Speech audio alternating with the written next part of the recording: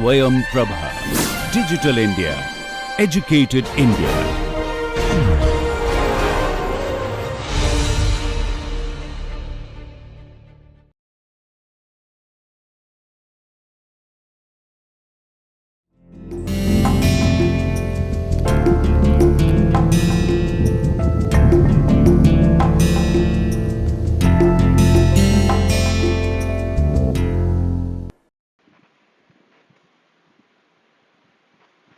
Namaste.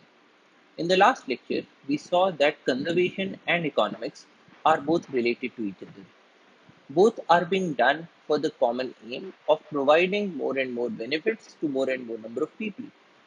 But still, in certain cases, there are difficulties because there are some people who might consider that economics and conservation are at loggerheads. They are not serving the same purpose. So the solution lies in having more and more economics. So the people who are there in a position of decision making, they need to be made aware that if we are doing good conservation, this is also going to be bringing benefits to a large number of people. And a good example is the provisioning of mitigation structures such as underpasses for the movement of wild animals. Now, underpasses not only provide a way for wild animals to move across a road, but they also provide protection to people because they will not find a wild animal out there in the road to collide with their vehicles, to destroy the vehicle, and probably also lead to the death of some human beings in these accidents. If we do not have underpasses, the other option for people to move safely is to lower their speeds. So, in a number of areas, we find that there is a speed limit regulation of, say, around 20 kilometers per hour. But then, if we go with a speed of 20 kilometers per hour, that also leads to certain detriments to a large number of people because goods will move slowly, people will move slowly, and so in such a situation, doing development of the area will be more difficult. So the issue here is to bring the economists and the ecologists on the same page and come up with certain solutions through which we can find a means to satisfy both the circumstances. It is important to know the language of both these people. It is important to know the language of economists and the language of the ecologists. And in this lecture, we'll have a look at the language of the economist. We'll have a look at how an economist thinks and how he or she takes a decision. In particular, to use economics, we must know economics.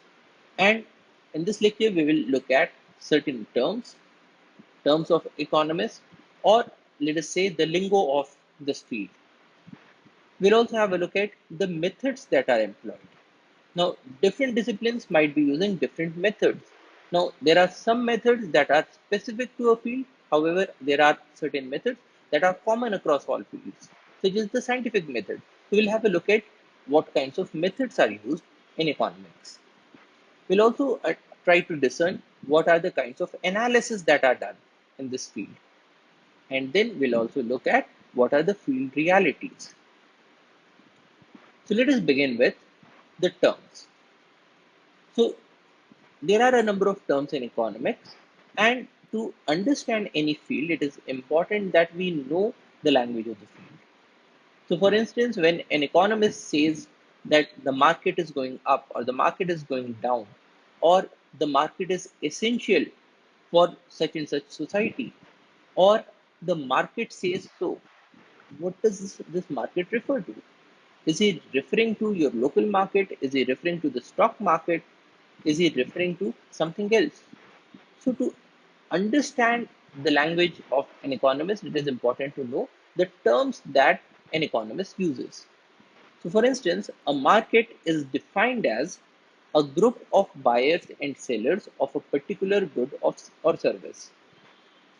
It is a group of buyers and sellers, which means that you cannot have a market with, say, just a few buyers or just a few sellers, or say just one buyer and one seller. That will not make a market. You require a large number of buyers and a large number of sellers. And these are buyers and sellers of a particular good or service, which means that we can have different kinds of markets. We can have a market for goods, we can have a market for services. In the case of market for goods, we can have a market for say wood, we can have a market for land, we can have a market for construction activities. In the case of services, we can have a market of education. Now, in any of these markets, there are certain people who want to procure these goods and services, and these people are known as the buyers. And there are certain other people who provide these goods and services to the buyers. And these people who provide these goods and services are known as the sellers. Now, in any market, you will have a group of buyers and a group of sellers for that particular good or service. Then we have quantity demanded. Quantity demanded of any good or service is the amount of good that the buyers are willing and able to purchase. Quantity demanded is the amount of good that buyers are willing. So they must be willing and they must be able to purchase. Which means that when we look at quantity demanded, if there is a section of buyers that says, okay, I'm going to procure this item for say 2 lakhs of rupees, I'm willing to do that.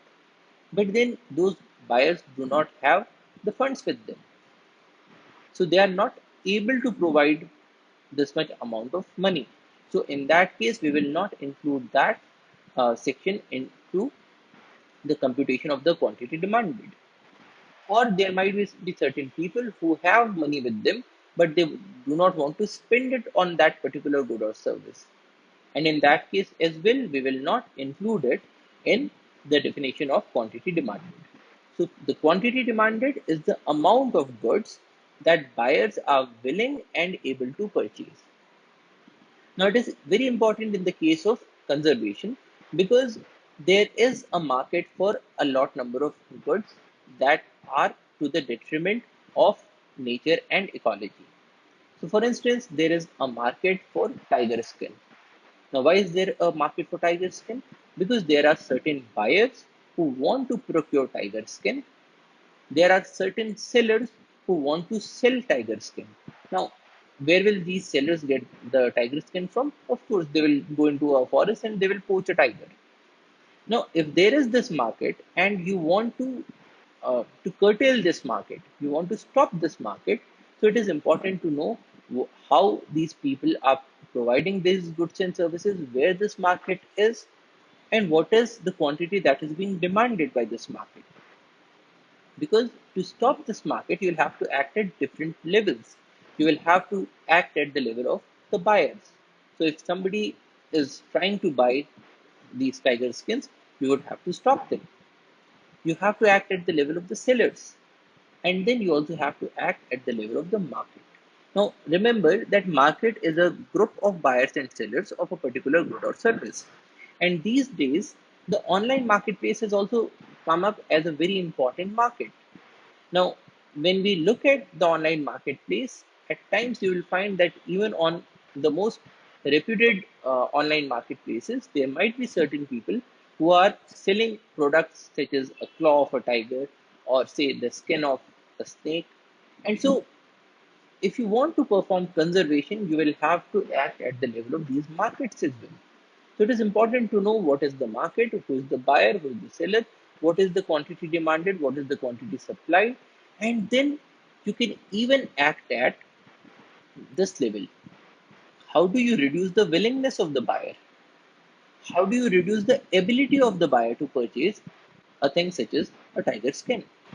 So willingness of the buyer can be reduced by, say, coming up with certain means of education or awareness, or by, say, putting up uh, a social cost, or putting up certain excessive taxation or excessive punishment if anybody comes to know that such and such person has bought a tiger skin, or you could even act at the level of ability. So, if you know who are the buyers who preferentially try to buy a tiger skin, you might try to reduce their ability to purchase a tiger skin. Now, this uh, reduction of the ability can be through, say, more taxation of those people, or say by freezing up of their accounts. Now, if you freeze the account of a potential buyer, so in that case, this buyer is no longer able to procure the goods. And so the amount of quantity demanded in the market will go down.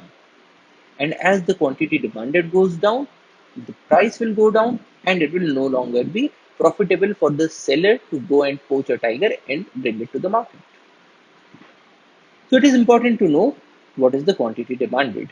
Similarly, you need to know the quantity that is supplied, the amount of a good that sellers are willing and able to sell. So the sellers must be willing and they must be able. Okay. Here again, there could be certain sellers that are willing to sell a good such as tiger skin, but they are unable to sell it because they do not have access to the resources. Or there could be certain sellers who have the ability to hunt a tiger, but they are not willing. And in a number of cases, we find that there are people who live around a tiger reserve. So these people have access to the tiger. But tiger conservation has been successful only because these people are unwilling to go into the forest and poach a tiger. So we also have to work at the level of the willingness and the ability of the sellers or the potential sellers. So these are some important terms in economics. Another term is elasticity. Elasticity is a measure of the responsiveness of quantity demanded or supplied to a change in one of its determinants. So essentially, if you look at, say, a thing such as a price elasticity of demand, it is percentage change in the quantity demanded divided by percentage change in the price. So essentially, if there is a change in one or more of the determinants of a good, then is the quantity demanded or quantity supplied, does it change or not? Now, if there is a good for which when there is a change in its determinants and the amount of quality or the quantity of goods that are supplied or the goods that are bought, if it changes, then we'll say that the demand or the supply curve is elastic. Whereas in certain other cases, uh, if the demand or if the quantity demanded or the quantity supplied, if it remains the same, then we'll say that the demand or supply for such and such good or service is inelastic. Now, it has been seen that in the case of certain goods, such as say food grains, the demand and supply are very inelastic. And why are they inelastic? Because even if, say, a person has access to more amount of funds, or if the person shifts to some other place, there is a limit to how much amount of food grains he or she can eat. And so the quantity that is demanded is more or less fixed. Similarly, in the case of a number of industrial products, it is difficult to change the quantity that is supplied on a short-term basis. And so the supply of such goods and services will be called as inelastic. There are also other terms such as comparative advantage, externality, and so on. And we'll explore all these different terms as we move through the course. Next, let us have a look at the methods of economics. And the most important method that we make use of is the scientific method. Now, scientific method works like this. There is an observation, and any observation can lead to a question. So, for instance, there is an observation that there is a market for tiger body parts. The question is, okay, what are the determinants of this market? Does this market depend on, say, who is the buyer or who is the seller, or does this market depend on what the currency exchange rate is, or does this market depend on what is the level of insurgency in areas where you have the tigers, so that it is easy to poach the tigers. So there could be a number of questions that can be asked based on any observation. Now, based on any of these questions, we can come up with certain hypotheses. Now, a hypothesis is a possible explanation for what is going on. Now, this possible explanation could be correct or it could be incorrect. But so it be, the hypothesis has to be formed.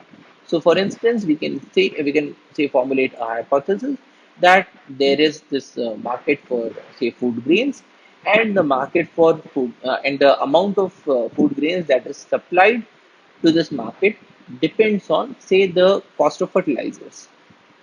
Now, it is possible say that in this area, fertilizers are very expensive as compared to the other raw materials that are needed to manufacture food grains. And so, if the price of fertilizers goes up, then people will be unable to procure more and more fertilizers. And so, the amount of fertilizers that are applied to the crops will go down. And so, the quantity that is supplied will go down. It is possible. But there could also be a situation that the fertilizers are very cheap as compared to, say, the cost of irrigation. And so there is hardly any impact of the cost of the price of fertilizers on the quantity of food grains that is supplied in this market. Now, whether a hypothesis is true or not, it will have to be discerned. But before we get to the task of discerning why a thing is happening in a certain manner, we will first have to formulate a hypothesis.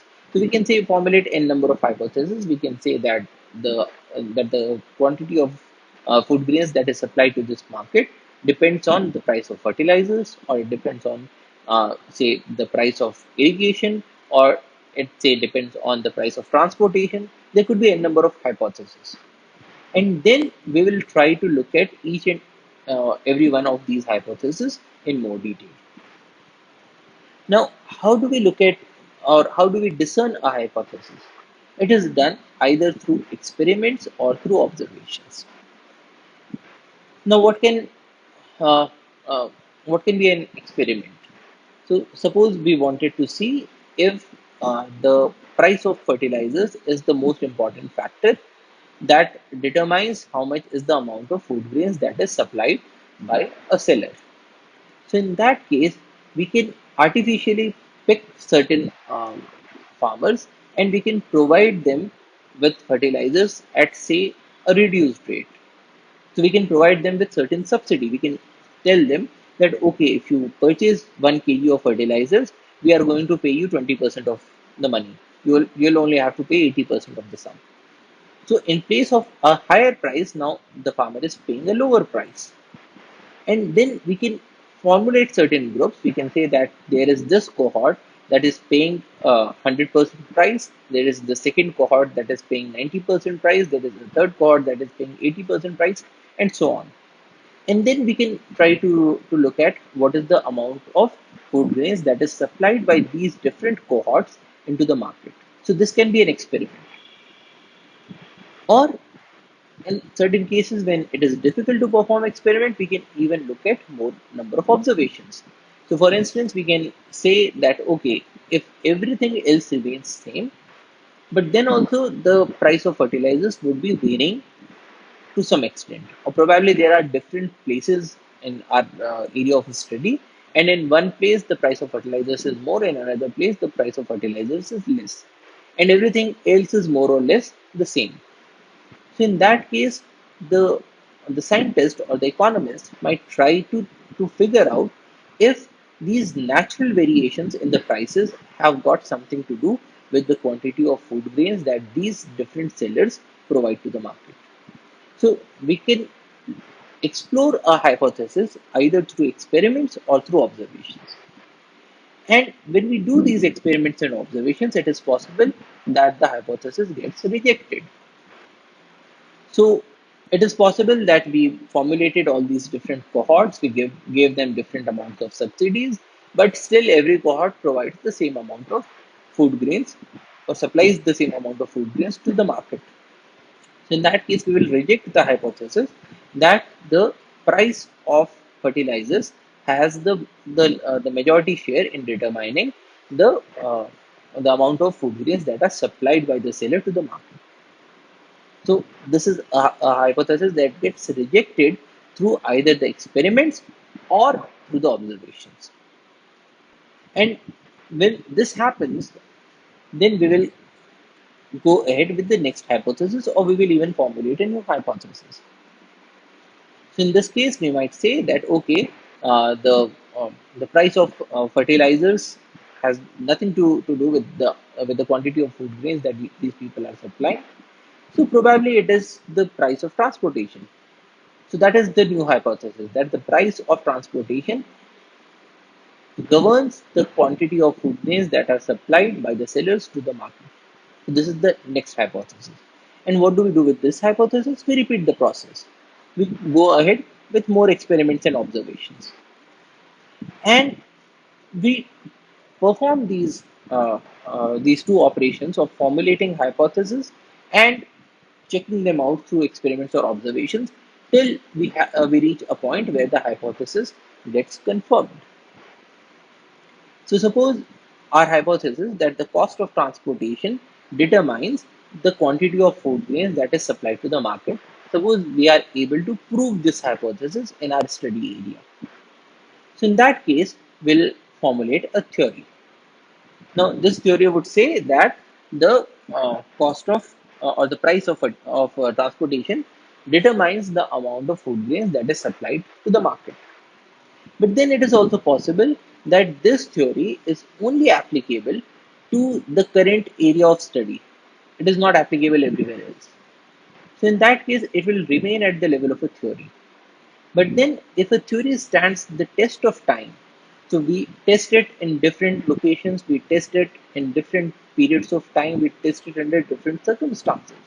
And every time we find that it is actually the price of transportation that determines the quantity of food grains that are supplied by the sellers to the market. If that happens, then we will upgrade the theory to the level of a law. And then we'll call it the law of, say, governance of quantity of food grains supplied to the market. Another example from a very different field is that suppose you have a torch and this torch is not working. How do you apply the scientific method?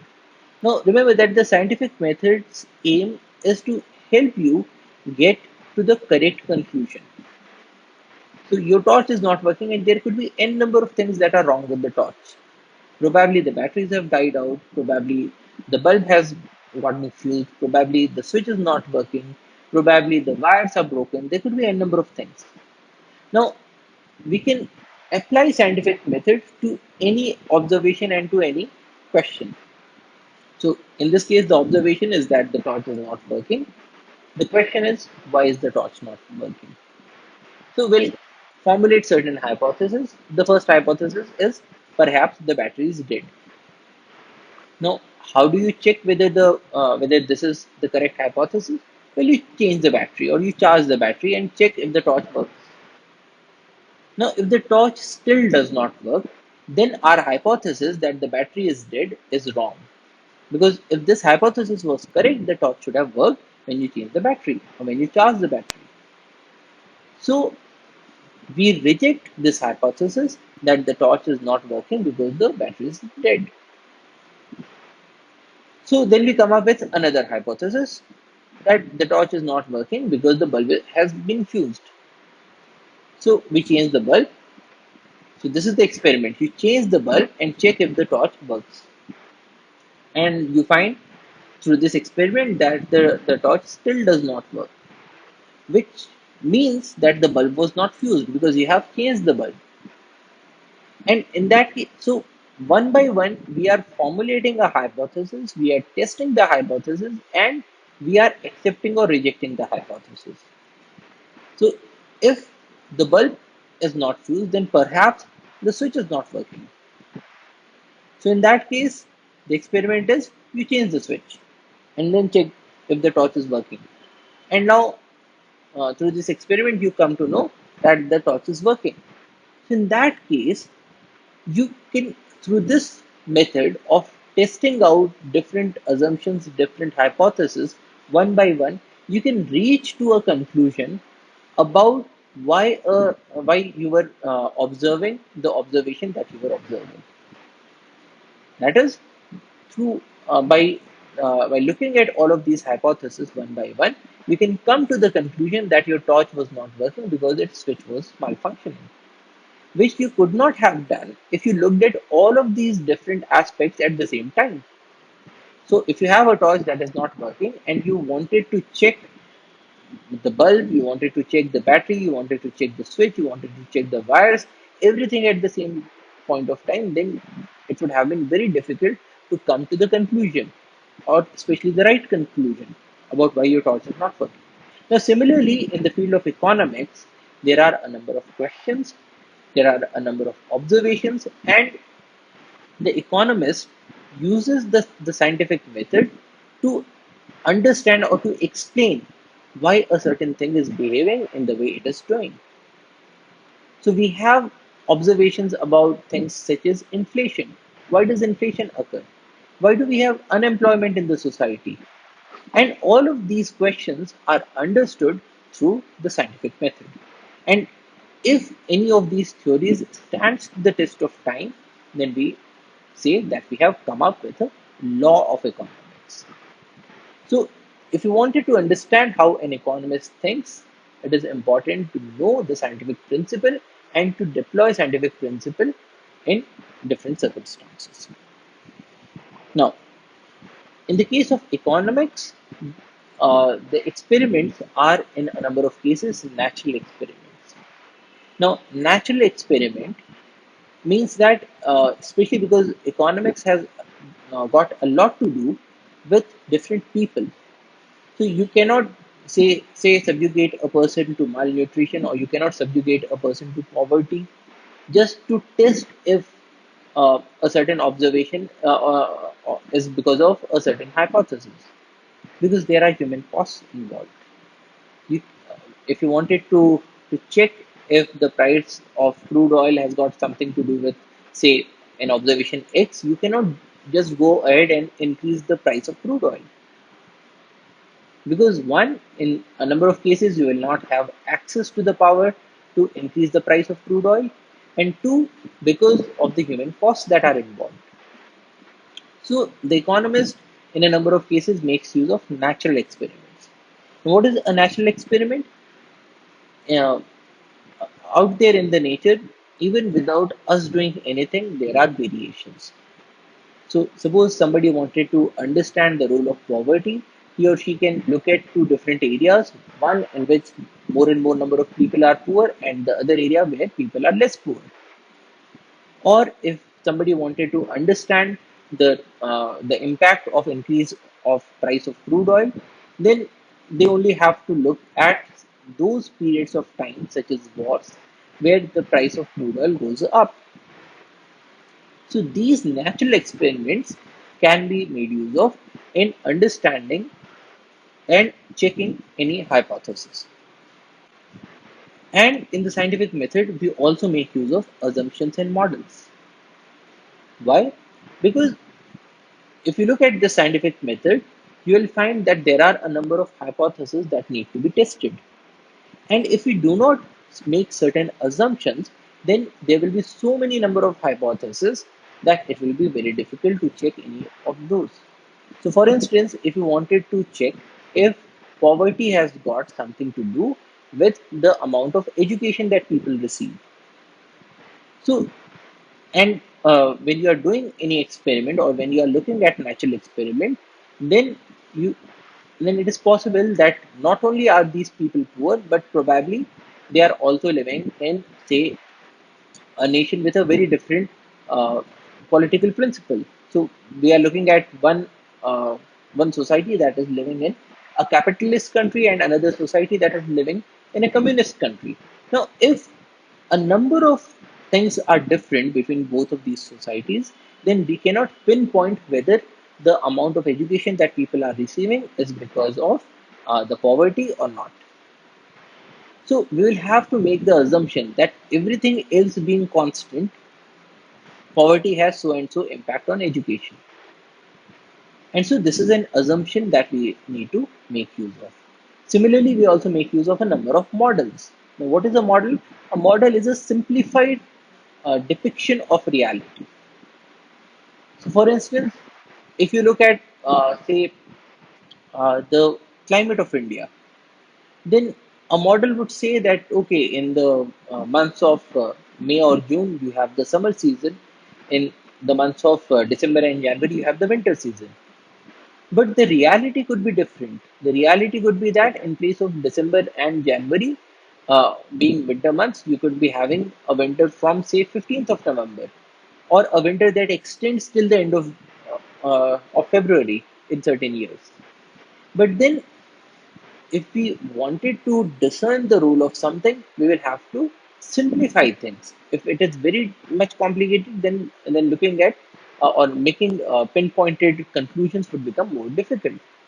And so we make use of models which are simplified versions of reality.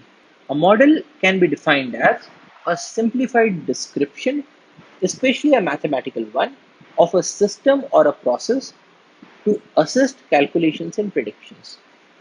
So it is a simplified description. So you are removing most of the complexity, especially a mathematical one.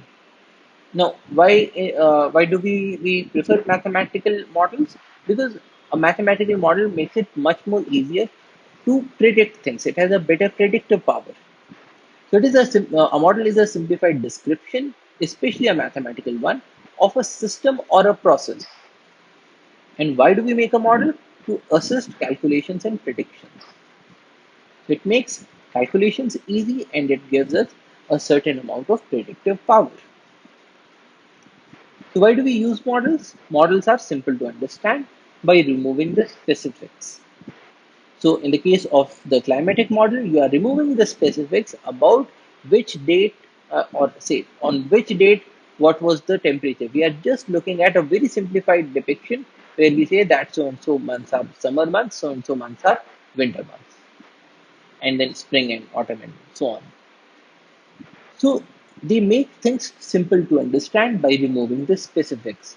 They help us concentrate on the most relevant variables. So, for instance, if we wanted to check whether uh, say a particular activity is more in the summer season and less in the winter season. So if we made use of this model, we do not have to concern ourselves with what was the exact temperature on that day, what was the exact humidity on that day. Now remember that all these different factors could also have a bearing on our observation. But then by removing all of these variables, we are making things simple to understand and we are uh, concentrating on the most relevant variables. It promotes reflection and clarification of ideas. It gives us certain amount of explanatory power. So through a model, we can explain things and we can even predict things. What is going to happen in the future? If we have a simplified model, it is easy to understand things, it is easy to explain things to others, and it is also easy to predict what is going to happen in the near future. But then when we are simplifying things, we are also removing a lot of details. So this is a limitation of models. Most of the models are approximations. They are not exactly how the real world functions. And remember that this is okay because we made a model knowing that we are unable to comprehend the complete reality, and model will help us understand the reality. And so there will be certain limitations. Then there is a trade-off between accuracy and predictive power and simplicity. Now, if you have a model and you want to be extremely accurate, then you will have to consider all the smaller variables that are also playing a part. But then if you include all the smaller variables, then your model becomes so complicated that it becomes difficult to comprehend and difficult to explain and probably even difficult to deploy. So there is always a trade-off between accuracy and predictive power on one hand and simplicity. With more predictive power, complexity goes up, which might defeat the purpose of the model. So let us now have a look at certain models that we commonly use in economics. The first one is the circular flow diagram. It is a visual model of the economy that shows how money flows through markets among households and firms. So circular flow diagram is a visual model. It is a model and it helps you to visualize things. It is a model of the economy and it shows how money flows through markets among households and firms. So what does this model say? This model says that there are two big entities. There are firms and there are households. Firms are those entities that produce and sell goods and services.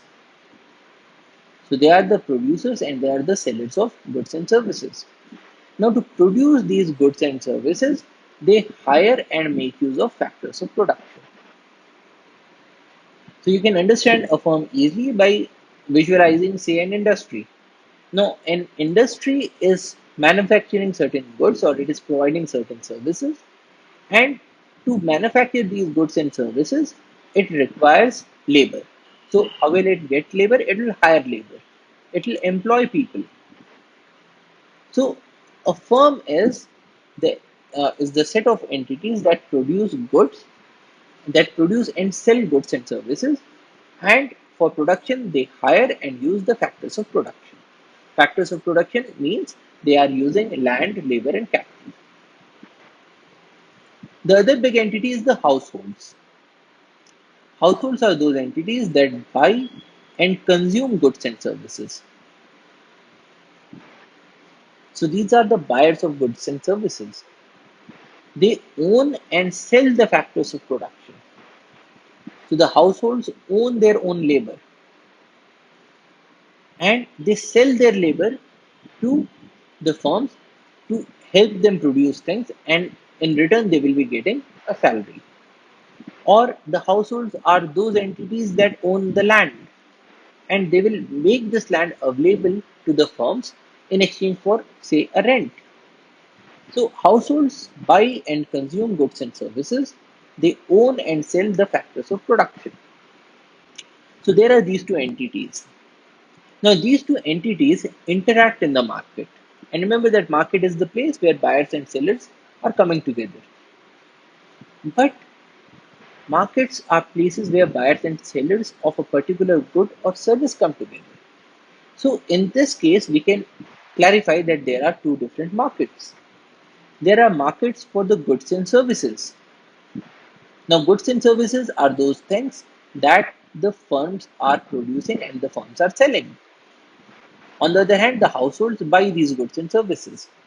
So, in the market for goods and services, the goods and services are sold by the firm in this market and they are bought by the households. Now, when the when the households are buying the goods and services from this market, they will have to make a spending. They will have to pay something. So let us say that they are paying in rupees. So 1 rupee is moving from this household to the market because certain portion of goods and services are being bought by the households in this market. And this market is then channelizing this rupee to the firm. And the firm is getting this money in the form of revenue. So this is the revenue of the firm. And why is the firm getting this revenue? Because it is selling the goods and services. So this is one market in which the firms and the households interact with each other. Now, if we do not have any other market, if we have only one market, then there will be a situation where the households will very soon end up all the money that they have, all the money will get accumulated here, and the households will only have certain goods and services that they have bought from the firms. So after a while, this economy will stop. Now, the reason why the economies do not stop is that we have another market, which is known as the market for the factors of production. Now, in the market for the factors of production, the firms buy. and the households sell. Now, what do the firms buy? The firms buy the factors of production. So the firms are buying the labor of people who reside in the households, or the firms are buying the land or they are renting the land that is owned by different people. So the firms are buying here, and when the firms are buying, they will be spending the money that they have. So in this case, the rupee is moving from the firms through this market of production into the households. So the firms are paying the wages, rent, and profit. So if there is a labor that is being purchased, so in exchange for labor, the firms will be paying wages. If there is a land that has been purchased or rented, then the firms will be paying the rent. If there is a capital that has been purchased, then the firms will be paying for it through their profits. So, in this market for factors of production, the firms are buying the factors of production and they are selling or they are paying for it through wages, rent, or profit. On the other hand, these factors of production are being made available through the households. So, the households are selling land, labor, and capital, and in exchange for it, they are getting the income. So this is a circular flow diagram because if we look at, say, the flow of money, it moves from households through the market to the firms, then through the second market back to the household. So it completes a complete circle. On the other hand, if we look at the flow of inputs and outputs, we will find that the inputs and outputs are going through this circle. So in both the cases, the circle is complete, and so this is the circular flow diagram of an economy.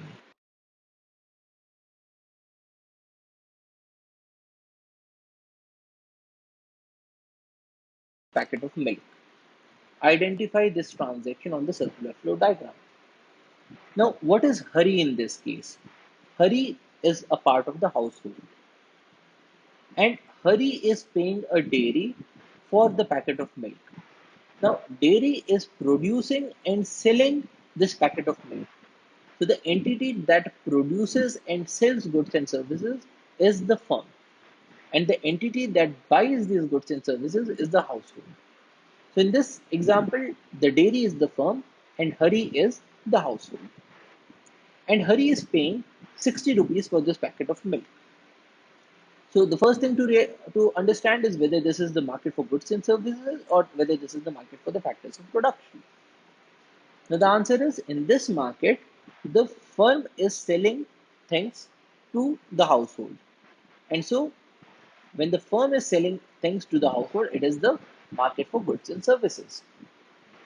So in this market for goods and services, Hari, who belongs to the household, is doing the spending of 60 rupees in this market, and the firm, which is the dairy, is getting a revenue of 60 rupees.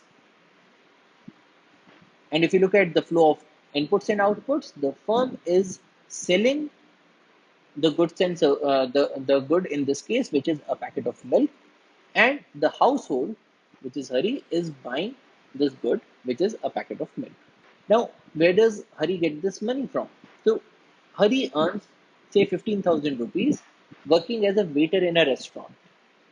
Now, identify this transaction on the circular flow diagram. In this case, Hari is earning something working as a waiter, which means that Hari is providing his labor. So, he is selling his labor, and in return for selling his labor, he is getting 15,000 rupees. And who is Hari selling this labor to? He is selling this labor to a restaurant. So in this case, the firm is the restaurant, or the restaurant is the firm, because firms hire and use the factors of production. In this case, the restaurant is hiring the factor of production, which is Hari, and using Hari as a waiter. So the restaurant is the firm, Hari is the household because Hari is owning and selling the factor of production, which in this case is his own labor. This interaction is occurring in the market for the factors of production, where the firms buy and the households sell. Now, Hari is selling his labor to the firm. So the firm is procuring the factor of production, which is labor. And the 15,000 rupees that Hari gets is his income that he's deriving from this market of for factors of production. And this income is coming through these firms. So the firms are paying this money in the form of wages. So the restaurant is paying wages, and these wages become the income of Hari, who is the household, a part of the household. So this is the circular flow diagram. Now, why is this a model? Why do we call it a model? Because this is a very simplified representation of the working of the economy. The economy is not this simple because this circular flow diagram, we do not see government anywhere. So it does not consider the role of government. The government may be providing, collecting taxes. The government may be providing subsidies. The government may be putting certain controls on these markets and on firms and households. But the circular flow diagram is neglecting all of these issues. So it is possible that out of this revenue, there is a certain portion that is going to the government. When the households are spending, probably the government is taking a share. When the households are getting income, probably there is an income tax that is being paid. But a circular flow diagram is neglecting all of these intricacies and is simplifying things, and so this is a model. It also does not consider the role of international trade because in this model, we are considering that this economy only comprises of these two entities, the firms and the households. And we are not considering those goods and services that are being brought from outside. So it neglects the imports and the exports. Another model that we routinely make use of is the production possibilities frontier. Production possibilities frontier is a graph that shows the combinations of output that the economy can possibly produce given the available factors of production and the available production technology. So it is a graph or it is a chart. And what does it show? It shows the combination of output that the economy can possibly produce. So it shows us what are the combination of different outputs that the economy can produce with the constraint of the available factors of production and the available production technology. So given the available factors of production and given the production technology of the time and place, what are the different combinations of output that can be produced is shown by the production possibilities frontier. Now, let us say that there is an economy, and for simplicity's sake, it can there are only two goods that can be produced with the technology and with the factors of production. The first good is say computers, and the second good is say cars. Now, we are simplifying things because we are saying that in this economy we have only these two items that are being produced. There is no third item because we are trying to understand how uh, the factors of production are allocated. So we make the simplification that there are only two items. Then the second simplification is that any factor of production can be used in making either of these goods.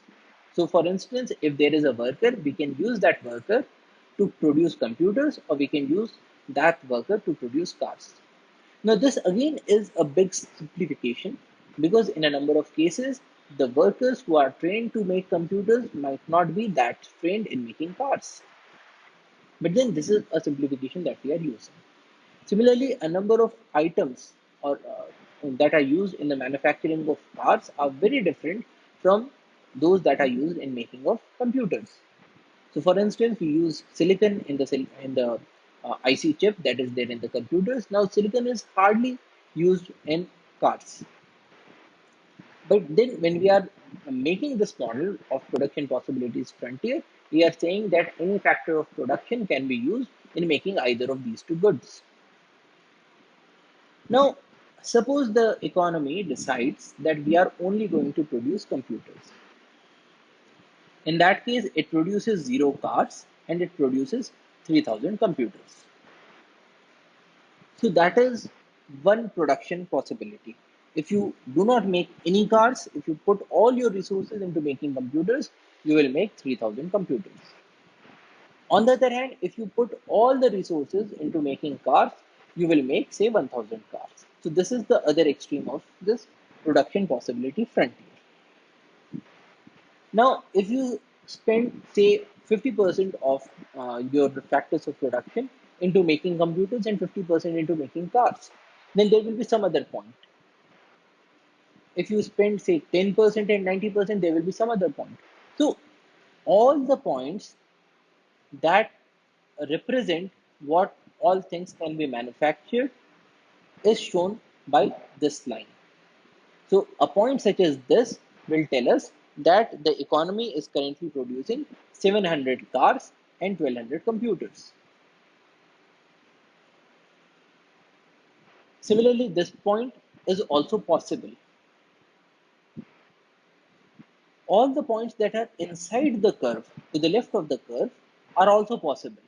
But we say that these are inefficient use of resources because the resources are not being put to complete use. So for instance, the economy might say that we will be producing, say, one computer and one car. However, they could have even produced 700 cars and 1200 computers. But in place of producing 700 and 1200 items, they are only producing one. So that is possible, but that is inefficient. So the production possibility frontier tells us the most efficient uh, production of two different goods that the economy can make. Any points that are to the right of this curve are an impossible combination because the resources and technology are not available to make so much amount of goods or services. So this is a simplified model that we refer to as the production possibilities frontier.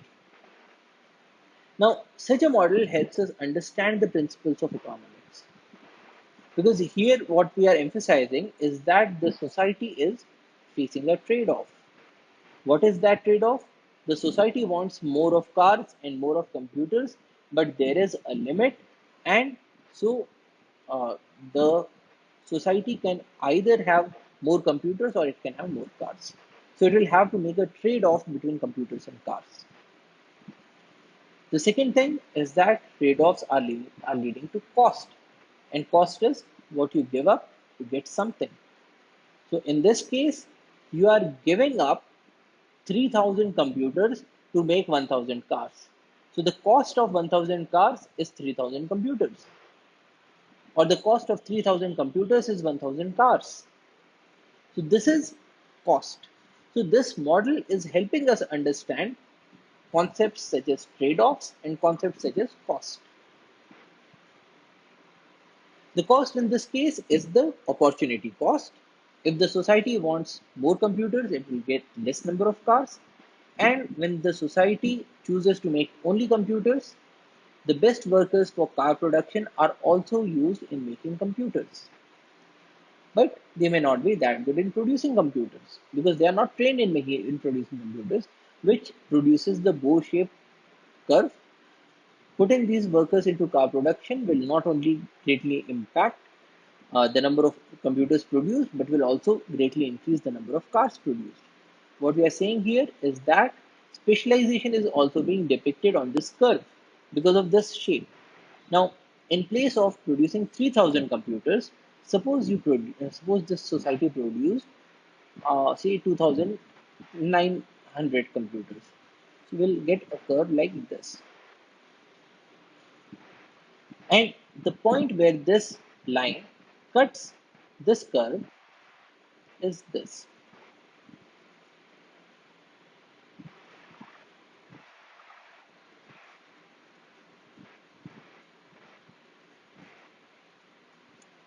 So what we are seeing here is that just by reducing 100 computers, we are getting, say, close to 200 cars.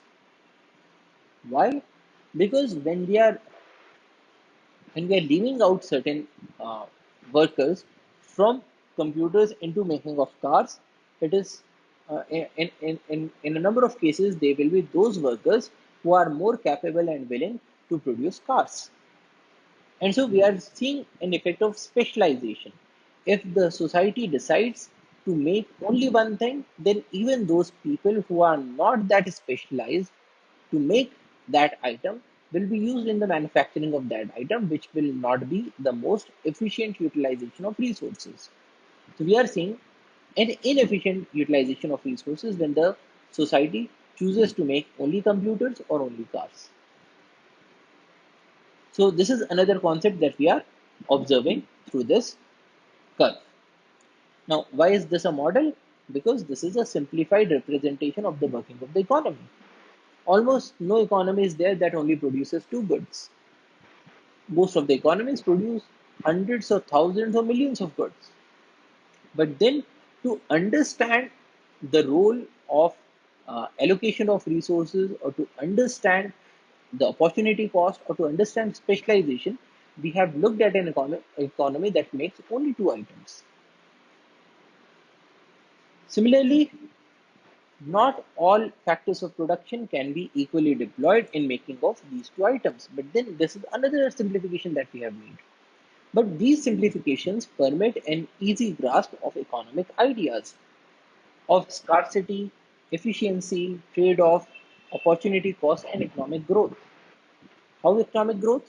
Suppose there is uh, the availability of a better technology, and so the economy, in place of making 3,000 computers, can now make 4,000 computers.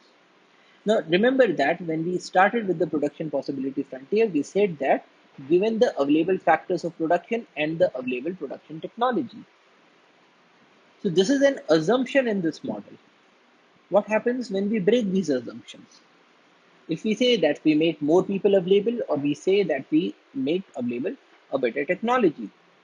So in that case, the total amount of computers that can be produced now will increase from 3,000 to 4,000.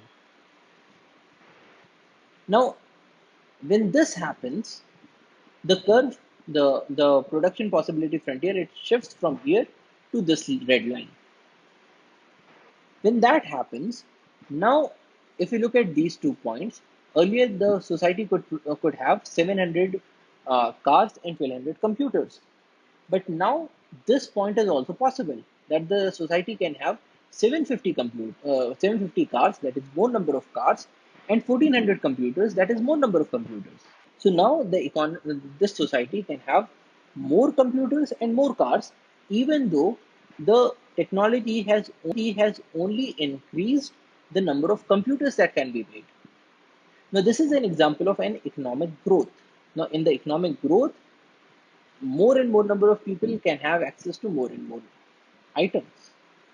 So in place of this point 700 and 1,200, now we have 750 and 1,400. This is an example of economic growth. We can understand economic growth by looking at this production possibility frontier. Next, let us have a look at the economic analysis. Now, economics does analysis at two different levels. The first is the level of microeconomics. Microeconomics is the study of how households and firms make decisions and how they interact in the markets. So, in the case of microeconomic analysis, we will concentrate on a single firm, or we will concentrate on, say, a single household, and we will concentrate on a market in which these are interacting. In macroeconomics, we look at the impacts of all of these different combinations by all the households and all the firms in all the markets. So macroeconomic phenomena, including inflation, unemployment, and economic growth. So in microeconomics, we are looking at things at a micro level, at a small level. So we are asking the question, how do you decide, or how do I decide whether to buy item one or item two? Or how does a firm decide whether to produce item one or produce item two, and how much amount to produce? So questions such as these are asked in the field of microeconomics. So it concentrates on either one household, or say a firm, or on a market. Macroeconomics looks at things from a wider level, and it looks at the impact of the interactions and the activities of all the households, all the firms, and all the markets in the economy. And so, in that case, we can understand concepts such as inflation, unemployment, economic growth, and so on. Another uh, aspect of analysis is that economics can make use of positive analysis or it can make use of normative analysis.